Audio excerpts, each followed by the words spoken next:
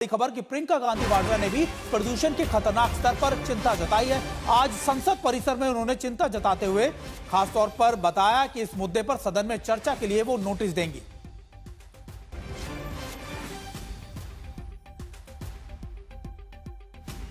Pollution का बहुत ज़्यादा हद से ज़्यादा खराब हो गया है और हम लोगों को डिस्कस करना चाहिए। मैं आज वो डिस्कशन का परमिशन भी मतलब का वो लगाऊंगी नोटिस। पॉल्यूशन का बहुत ज़्यादा हद से ज़्यादा खराब हो गया है और हम लोगों को डिस्कस करना चाहिए। मैं आज वो डिस्कशन का परमिशन भी मतलब का वो लगाऊंगी नोटिस।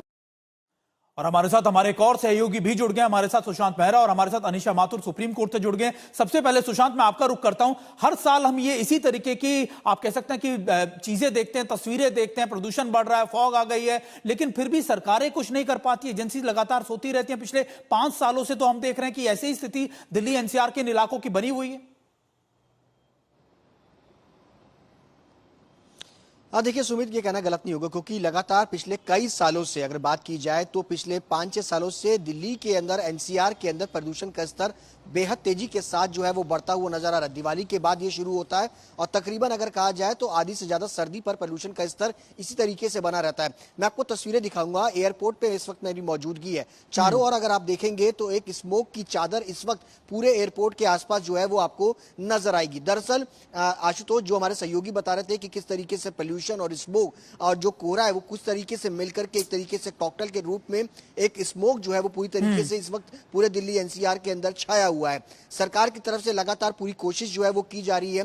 सरकार की तरफ से वर्क फ्रॉम होम के लिए सख्त निर्देश जो है वो दिए गए हैं तमाम निजी संस्थानों को। इसके अलावा CAQM सुप्रीम कोर्ट की जो कमेटी बनाई गई है उसकी तरफ से लगातार निर्देश जो है वो जारी किए गए हैं कि ताकि स्कूल में पढ़ने वाले बच्चे हों, चाहे इसके अलावा अगर बात की जाए जो आउटडोर स्पोर्ट्स एक्टिविटी हो उसको सख्ती से बंद किया जाए। सुशांत, आप बने रहिए। आप हमारे साथ, आप सुप्रीम कोर्ट का जिक्र कर रहे थे, अब उसी से जुड़ी एक बड़ी खबर अपने दर्शकों को बता दें कि दिल्ली एनसीआर में बढ़ते प्रदूषण को लेकर सुप्रीम कोर्ट भी सख्त है। सुप्रीम कोर्ट ने कहा है कि आदेशों पर अमल नहीं हो रहा है, लोग अपनी जीवन शैली में बदलाव नहीं कर रहे हैं, अमीरों के रहन सहन से गरीब लोगों को भी प्रभावित हो रहे हैं। हम केवल प्रभावी आदेश की ही पारित करेंगे। कुछ निर्देश ऐसे भी हैं जिन्हें लागू किया जा सकता है। इसके अलावा CGI ने वकीलों के मौजूदा मौसम को लेकर खासतौर पर देखते हुए सुप्रीम कोर्ट में लिस्टेड मामलों में वीडियो कॉन्फ्रेंसिंग के जरिए ही हाइब्रिड मोड पर पेश होने की सलाह दी है। और रविवार को सुप्रीम कोर्ट के एडमिनिस्ट्रेशन की ओर से भी एक सर्कुलर इसको लेकर जारी कर दिया गया था। और हमारे साथ इस बड़ी खबर पर हमारी सहयोगी अनीशा माथुर भी जुड़ गई। अनीशा माथुर का रुख कर लेते हैं। अनीशा, लगातार सुप्रीम कोर्ट ने अपने वर्किंग को लगातार लेकर कहा है कि वो चेंज करे, वर्चुअली जुड़े। इसके अलावा सुप्रीम कोर्ट ये भी कह चुका है कि देखिए सरकारें भी, जो राज्य सरकारें कई ऐसे नियमों को लागू नहीं कर रही है सख्ती से।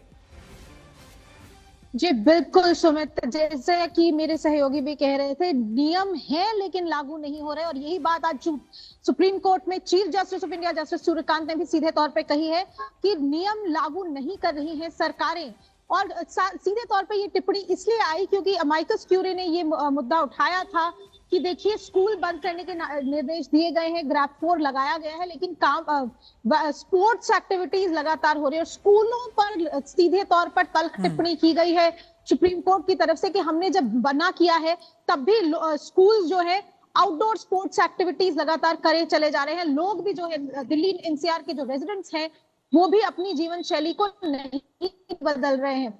और इस चलते हालांकि सुप्रीम कोर्ट ने शैली को बदलने के लिए हाँ कर दी, हामी भर दी है। इनफैक्ट सीनियर एडवोकेट्स ने तो ये तक कहा है कि जो उम्र में बड़े एडवोकेट्स हैं वो शायद उन्होंने कुछ 10 दिन पहले रिक्वेस्ट भी की थी चीफ जस्टिस से कि आप कम से कम एज के हिसाब से सीनियर लॉयर्स को VC से आने की परमिशन दे दीजिए। अब वो सर्कुलर कल दे दिया गया है कि जिसको भी हाइब्रिड मोड से अपीयर होना है वो हो सकता है। इनफैक्ट आज चीफ जस्टिस ने इंकरेज भी किया कि जहां तक हो सके हाइब्रिड मोड में आइए। लेकिन कोर्ट सीधे तौर पे यही कह रहा है कि स्कूल हो, राज्य सरकारें हो या लोग हो, कोई जो ग्रैप 4 के नियम है उनको ना लागू किया जा रहा है ना माना जा रहा है। और उस पर क्या किया जाए। अब ये वेडनेसडे को सुनवाई होनी है। बिल्कुल बिल्कुल, आप बने रहिए तीनों हमारे साथ। हमारे संवाददाता लगातार हमें दिल्ली के अलग अलग इलाकों से ये अपडेट दे रहे थे कि आखिरकार इस पूरे प्रदूषण चैम्बर या गैस चैम्बर को लेकर दिल्ली के हालात कैसे बने। अब सवाल यह है